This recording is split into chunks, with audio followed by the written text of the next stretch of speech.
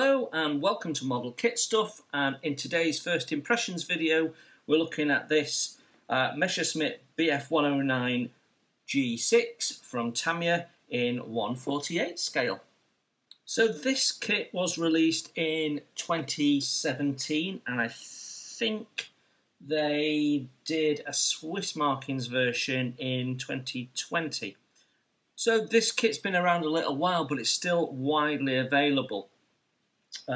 So let's have a look and see what we get. So on the front cover we've got a nice piece of artwork. There seems to be something that's gone on in the background. A bomber's been shot down or something like that. The front of the box tells us it's 1/48 scale and it gives us some dimensions: wingspan of 207 millimeters, fuselage length 188 millimeters, and it says it's a highly accurate rendering of the Bf109 G6 based on first-hand research of an actual aircraft. So let's hope that that's the case. If we look on the end, it tells us that there is a figure included and 3 different marking variants. It also gives us the kit number there, which is 6117. On this side of the box we've got one of the marking options. If we turn it round to this side, we've got another one of the marking options, and we also can see a shot of part of a completed model. So first out of the box is some background information, and in there is one page which has the English version. There's a couple of other languages as well. There's a little line drawing there which shouts out what some of the main components are: canopy and 20mm cannon in the nose cone there. So it gives you a little bit of history, all you need to know really, or just enough to spark your interest and go and find out a little bit more. And I don't know what you think, but I think that the history is a really important part of the model kit. It starts that journey of immersing yourself into the kit, and some model companies put more into it than others, and it depends on the kit. If you get a ship kit from Tamiya, for example, you'll get a lot more history than just this small amount. But other companies, like Revell, for example, don't do it at all anymore, and Revell haven't done it now for 6 years because it was too much like hard work for the researchers, which makes you wonder how much effort they've actually put into their model kit, doesn't it?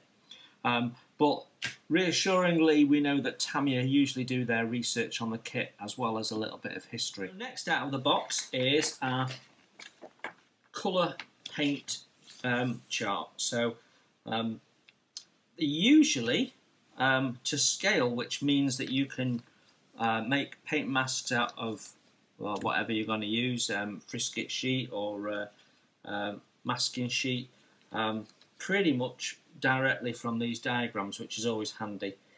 So you've got all the different paint shouts out there. They're not listed on the sheet, so if this was Airfix, they'd have a little legend with the paints on, which means that you don't have to cross-reference with the instructions. So I think Airfix do a slightly better job, though they don't do the pictures to scale, so there's a win and lose there. But it does shout out everything, including your decal placements here. And it's a nice, easy, clear sheet to follow. And on the other side, we have another version. Similar sort of camouflage, but a little bit more colourful. I quite like this one myself. This is probably where we'll end up going, even though it's got yellow on, which I'm not a fan of painting. There's a little note there about applying your markings. Yeah, so that all looks good. We have the instruction manual, which is not quite A4, it's not quite as wide as A4, but it's sort of A4, and it's stapled. On the front cover we've got the box art again, then read before assembly instructions, just some warnings. Then you've got your paints listed, and that's quite a list of paints that they have there. but you know, that's the level of detail Tamiya will go to. If this was some other manufacturers, some of these would be dropped off, because some of them will be a single handle on one lever in the cockpit, for example. But they cover it off, and that's great. They suggest using their tools. Why wouldn't they? They're a business. And then they suggest using their consumables. And then there's one or two little tips on how to go around removing and cleaning up and gluing your parts, and the little tip on marking up your sprues and that type of thing. So all very nice. And then I guess it's giving you your marking options there. Well, it says it is. So 3 different types there, and it would appear that only 2 of them have the drop tank. So you need to make your decision really as to what you want to do at the start of a Tamiya build, because they go into the options usually fairly early on. And having said that, we're at step 1, and already we've got option decisions for A and C, where we need to make a cutout or not. So we're actually starting with the inside of the fuselage rather than the cockpit interior, which is slightly unusual actually. It's not often that an aircraft starts not on the cockpit, so that's quite refreshing maybe. So we can see there's details going in there straight away, and the 2 cockpit halves go together with some form of frame for the engine. So that looks relatively complex already, doesn't it? Lots of different items being painted, so that could be quite interesting. Then we're building up the base of the cockpit. Again, lots of different paint colours going on. It's giving you close instructions as to what you need to trim off, making sure that you don't accidentally leave something on. Then building up the seat, painting the pilot, and pulling it all together. And then we've got a decal. So that is the harnesses for the seat, which is a decal rather than moulded on or a separate part. Then the pilot and cockpit go inside, and we start building up the bulkhead.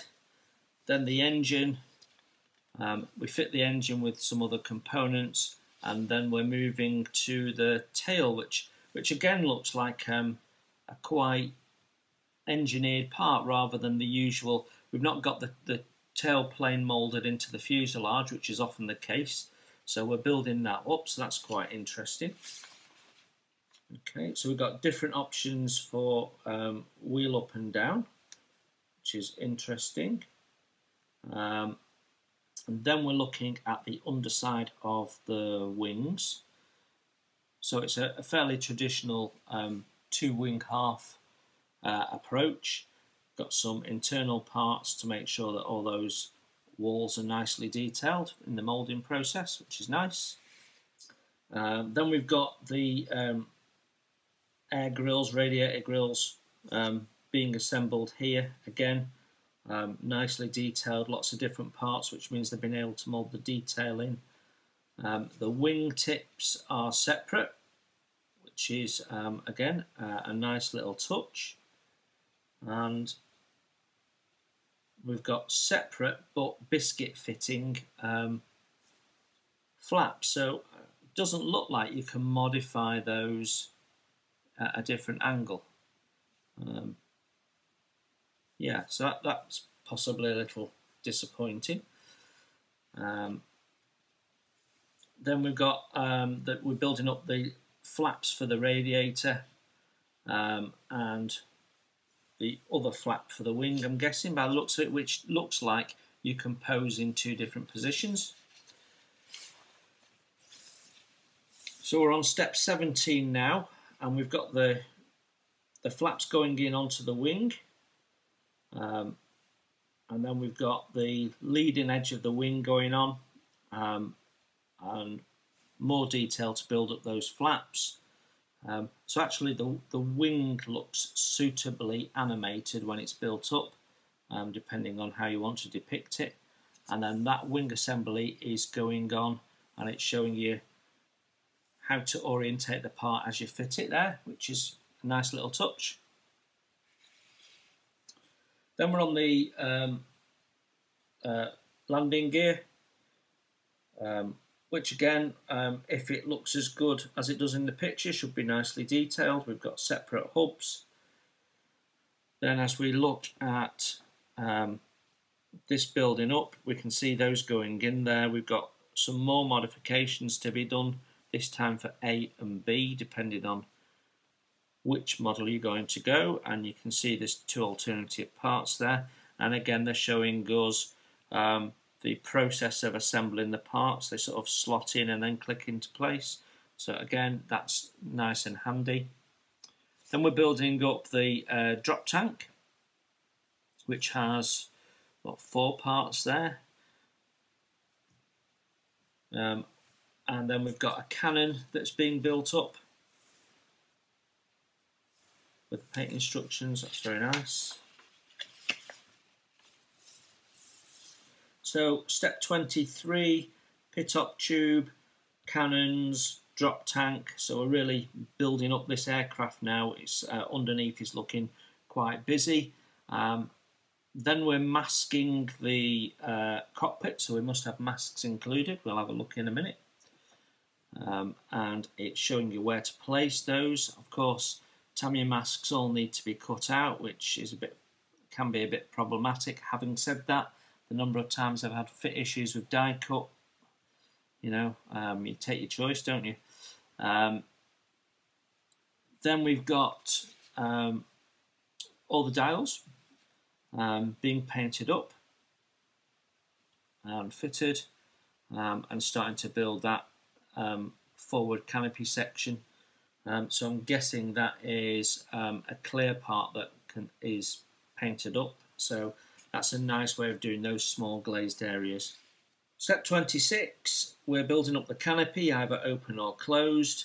Then we've got the aerials, and then we're building up the propeller. I can see a polycap there, and the little cannon piece. And then we've got a note on having the engine covers open or closed, which we've not actually built up as yet. So we go to step 29, and we're now building up the parts that go on top of the engine, which includes the machine cannons there,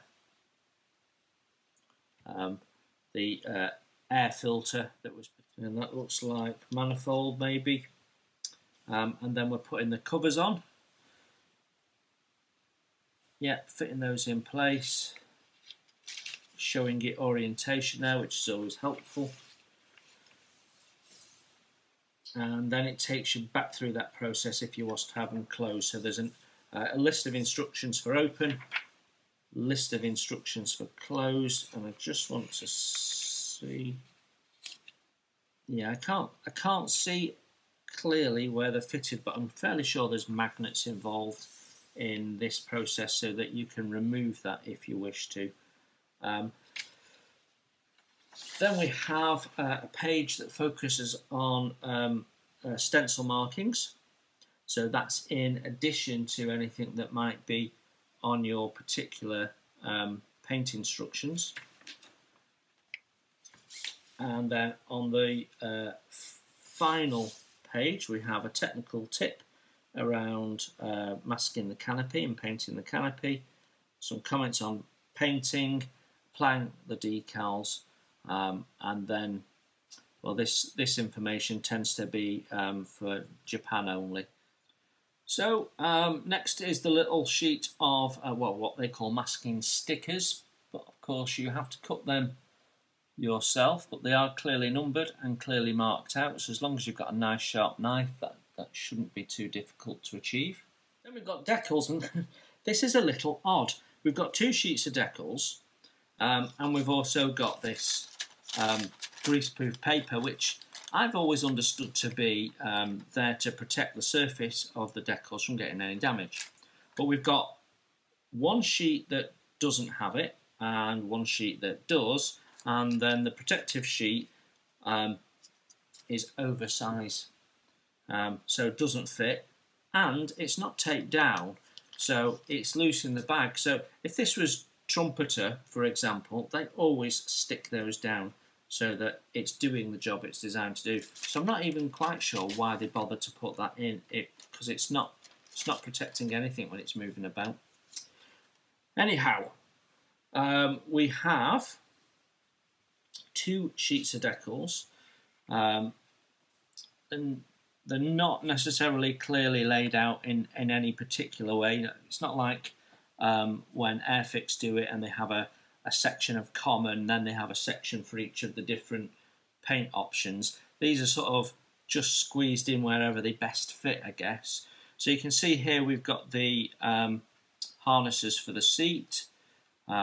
We've got all sorts of fuselage markings, lots and lots of little stencils, various signs and wording. We've got heraldic shields and various bits for the different paint options. So that all looks really nice. Being Tamiya, they are a bit thick. I can feel them, and I can see the bulging carrier film.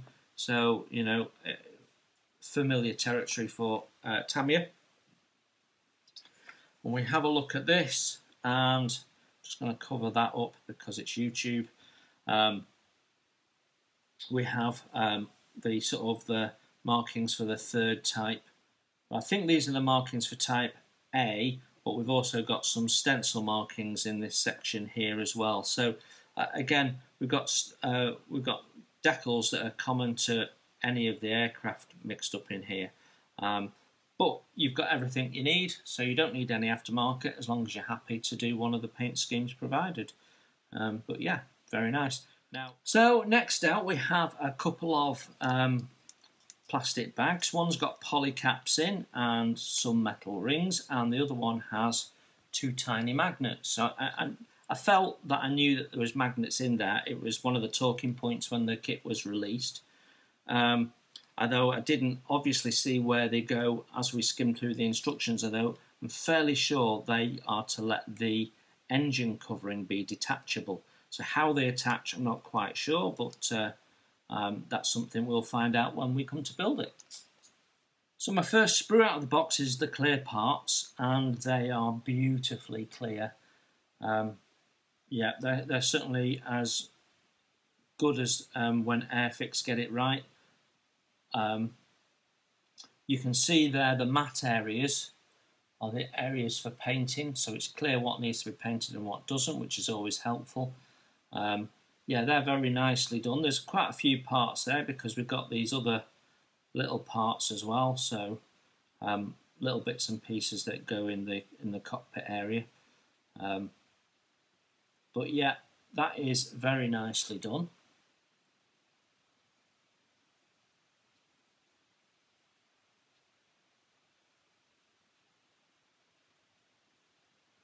And as I look at it, there's nothing in the way of distortion.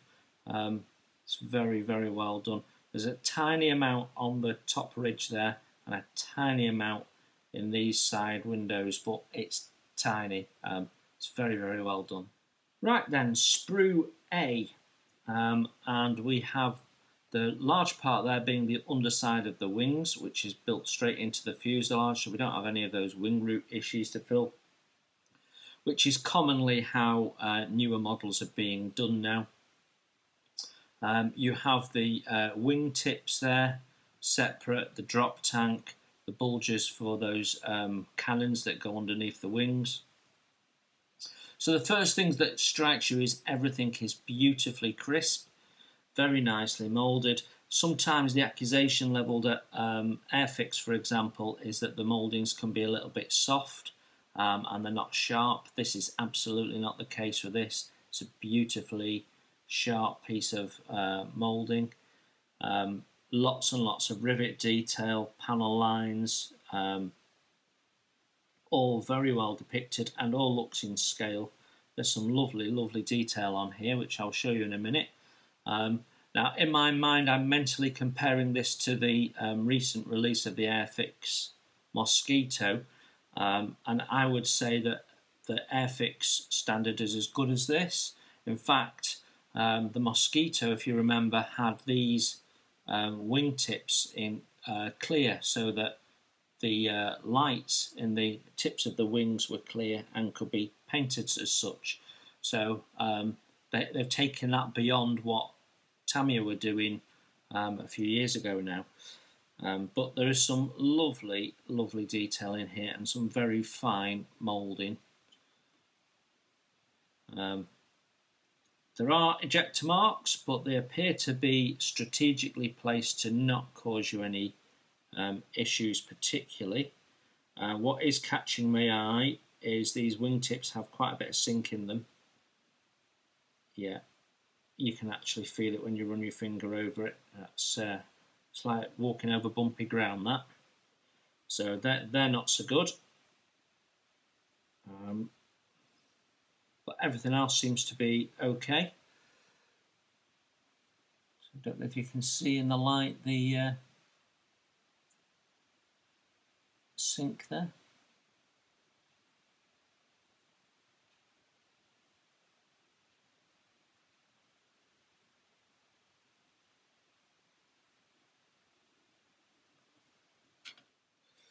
Sprue B, and we have lots of internal parts on this side of the sprue. Then we've got the pilot and the pilot's head separate. He's wearing his mask, so you know he's sort of in flight really. We've got the two fuselage halves, which includes this large bit of engine block mount that goes right the way up to mounting the propeller, and then more cockpit interior parts and aerials. So it's a bit of an eclectic mix on one sprue, but that's how Tamiya tends to work. One thing that I really love to see is that the propeller is the gates of the sprue are on the centre of the spinner rather than on the propeller blades, so there's no nasty clean-up and risk of misshaping it. I'd love to see that. More people need to do that. And the same with the spinner, actually. Yep, the connection points are actually underneath. It's a really clever way of doing it, and I'm seeing it more and more. So there's no clean-up to do on the spinner, so you're not risking putting any flat spots on, which can detract from it. Downsides of these parts is that you're not going to be able to pose your rudder there. It's going to slot in and that's it, unless you do some surgery. I suppose you could, but it looks a bit difficult to do. Yeah, everything looks crisp. I can't see any sink in these parts, and there's certainly no flash. I mean, I got this when it came out, so it's first run. And look at the radio loop there. Absolutely exquisite bit of moulding. Really good. We've got some nice internal details. There are some ejection pin marks. They may get hidden with some of these components we're putting in, so it's worth checking that before you go to all the trouble of filling it. Usually Tamiya are pretty good at strategically placing them, but yeah, that is really nice. So next out of the box is sprue D and E, and we are mainly focused on the engine and the cannons here. In fact, I can't see anything that's not. We've got, I mean, we already have seen some air filters, so we must have multiple options or different types of aircraft coming the fullness of time. But I mean, it's just beautiful. You've got all the little bolt heads there. I mean, look at the top of this piece here. It has all the little bolt heads on in pairs. It is really nice. Yeah, so the structure's all there. It all looks to scale. I can't see any issues, and I can hardly see any mould seam. It is just a thing of beauty. Very, very nicely done. There is some sink in that part. Whether that's going to be an issue, I don't think so. The sink's tiny, it's pinhead size. Lots and lots of tiny little components, all to do with building up the engine. And it seems to be that we have mould detail on just this one surface. But yeah, Tamiya at its best. The last sprue out of the box is F, and we've got the wing tops there. We've got the engine covers in their open position and separate for their closed position. And then these parts here are part of the covers, so they'll go into there, and then you've got the closed one, and you can see the hinge detail on that. You can see fastener detail. The panel lines all the way through this are neither too thick or too thin. So very, very nice. Some absolutely beautiful detail on here throughout. Yeah, so on the covers for the landing gear, we've got interior detail as well, which is often missed by other manufacturers.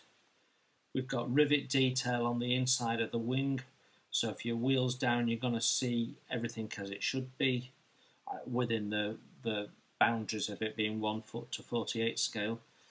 The wheels have separate hubs on one side but not the other, so it's still going to need some delicate painting. They do, however, have really nice tyre texture, which often you lose the definition on the top of the tyre, but that's not the case with these. And then we've got the two tail wheel options. Very, very good.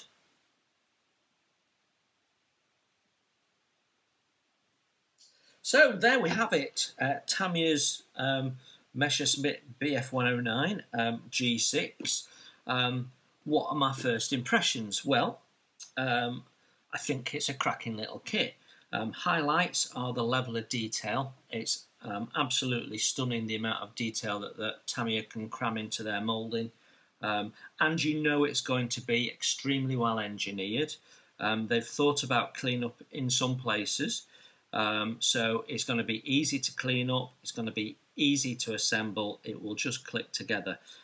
So a cracking little kit, particularly for someone who's only got maybe a small number of builds under their belt. You'll find this goes together without giving you any trouble. On the downside, you know, I didn't like the fact that we don't have clear parts for the wingtips. We should be able to achieve that now. We're a bit limited in what we can do with animation of the flaps and the tail, but that's about it. I mean, it's nitpicking stuff really, because there isn't anything really wrong with the kit. It's a really, really nice kit, and if you shop around, you can pick this up for around about £30–35 in the UK. So yeah, a great little kit. If you're interested in a 109G, this might be the one for you, but keep your eyes out, because I'm going to be looking at a first impressions of another Bf109 G6 in the next couple of weeks from Eduards. That's it for now. Thank you very much for looking in. Enjoy your modelling and take care everyone, and I will see you very soon.